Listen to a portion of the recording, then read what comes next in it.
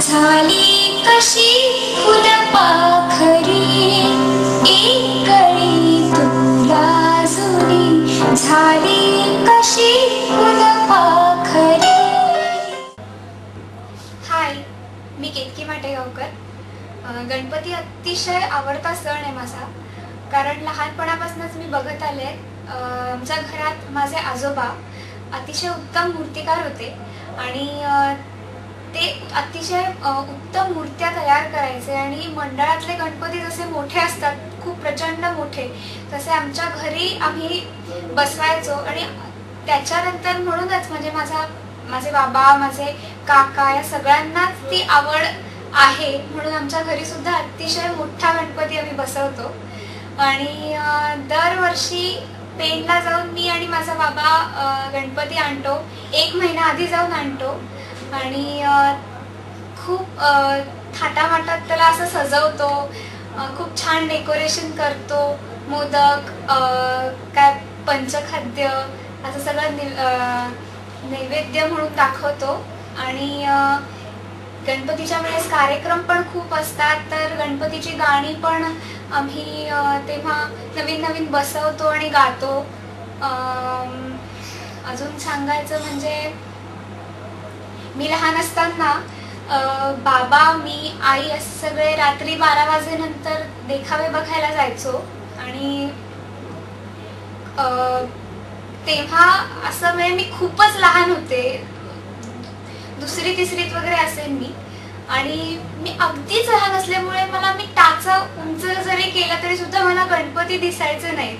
त्यामुळे मग बाबांना म्हणायचे मला कडेवर घे, पण कडेवर घेतल्यानंतरही मग मला दिसायचं नाहीत गणपती।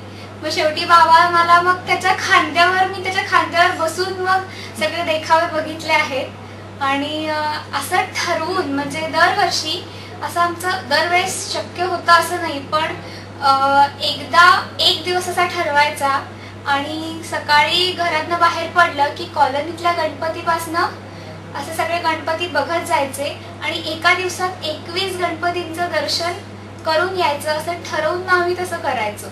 त्यामुळे गणपती अतिशय आवडता सण आहे माझा आणि दरवर्षी मी त्याची वाट बघत असते। एक छान आठवण सांगायची म्हणजे मी अगदी लहान होते, 3 वर्षाची होते, आणि मी मगाशी जसं सांगितलं की माझे आजोबा अतिशय छान मूर्तिकार होते। आणि तेव्हा 3-3.5 वर्षाची असताना आम्ही पुण्यात आलो, पण तिकडला एक आम्ही साजरा केलेला गणपती तेव्हाचं मला आठवतं की 10 दिवसांचा गणपती झाल्यानंतर त्याचं विसर्जन कसं केलं असेल आम्ही, ते म्हणजे जनरली आता हे बघायला मिळत नाही, पण तेव्हा आम्ही अक्षरशः म्हणजे मोठमोठे गणपती आमच्या घरी बसायचे तेव्हा, म्हणून मग आम्हाला अक्षरशः मिनी ट्रक विसर्जनासाठी घ्यावा लागायचा आणि त्याच्यात त्या गणपतीला ठेवून पूर्ण मिरवणूक काढत आम्ही त्याचं विसर्जन मोठ्या तलावात करायला लागायचं। आणि ते अजूनही माझ्या लक्षात आहे आणि ते मी विसरू शकणार नाही कधी। ते आता असं बघायला मिळत नाही, कारण मग कारमधनं नेतात किंवा असं मग जनरली होतं, पण एकदम मिनी ट्रक आणि घरचा गणपती ट्रकमधनं तलावात त्याचं विसर्जन असं कधी बघायला मिळत नाही, त्यामुळे ते मला लक्षात आहे अजून एक आठवण सांगायची म्हणजे लहान असताना माझी एक कॅसेट निघाली होती, मोदकवाले पप्पा नावाची।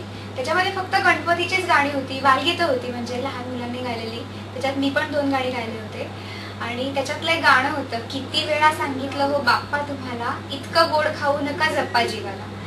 तर हे गाणं ज्या वर्षी म्हणजे ही कॅसेट जेव्हा आली त्याच्यानंतर 2-3 वर्ष जेव्हा आम्ही मंडळाचे गणपती बघायला बाहेर पडायचो, तेव्हा अनेकदा असं व्हायचं की माझंच गाणं मंडळाचे गणपती तिथे म्हणजे लागलेलं असायचं आणि ते मला ऐकू यायचं। आणि मला तेव्हा काही असं एकदम खूप असं हे प्रोफेशनल हे काय असं मी एकदम प्रोफेशनली ह्याच्यात नव्हते, त्यामुळे मला खूप एक्साइटमेंट असायची की अरे माझं गाणं हे वाजवतात। आणि मग मी बाबाला म्हणायचे की अरे बघ बाबा, ह्यांनी माझं गाणंच लावलंय।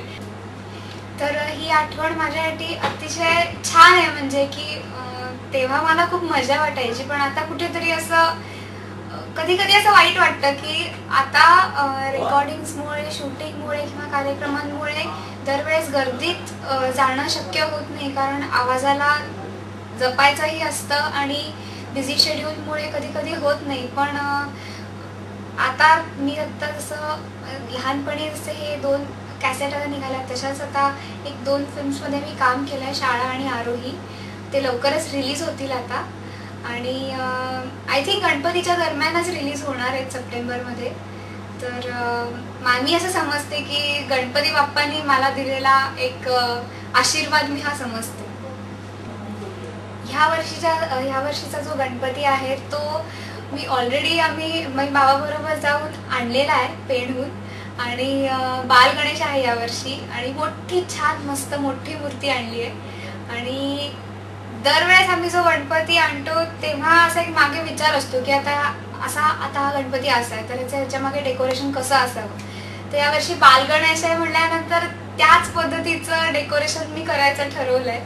आणि यावर्षी माझी 12वी आहे, कितपत जमेल असं माहिती नाही मला, पण गणपतीचा सण जसा दरवर्षी होतो तसाच करणार आहे मी. अभ्यास याच्यासाठी थोडा आधीपासनं उरकणार आहे, कम्प्लीट करणार आहे आणि मग 10 दिवस गणपती पूर्ण मी एन्जॉय करणार आहे.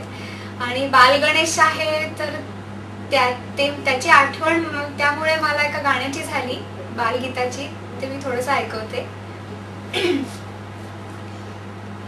किती वेळा सांगितलं हो बाप्पा तुम्हाला, इतकं गोड खाऊ नका जपा जीवाला. किती वेळा सांगितलं हो बाप्पा तुम्हाला, इतकं गोड खाऊ नका जपा जीवाला. 10 दिवसांसाठी येता रोज रोज मोदक खाता, हवावरून दुधाचा हो घोट कशाला. इतकं गोड खाऊ नका जपा जीवाला. हळूच तुमच्या कानात सांगते तेवढं माझं ऐका, हळूच तुमच्या कानात सांगते तेवढं माझं ऐका. तुमचे सगळे मोदक तुम्ही मला देऊन टाका बाप्पा, तुमचे सगळे मोदक तुम्ही मला देऊन टाका. मग नको कशाची हो भीती तुम्हाला, इतकं गोड खाऊ नका जपा जीवाला. किती वेळा सांगितलं हो बाप्पा तुम्हाला, इतकं गोड खाऊ नका जपा जीवाला.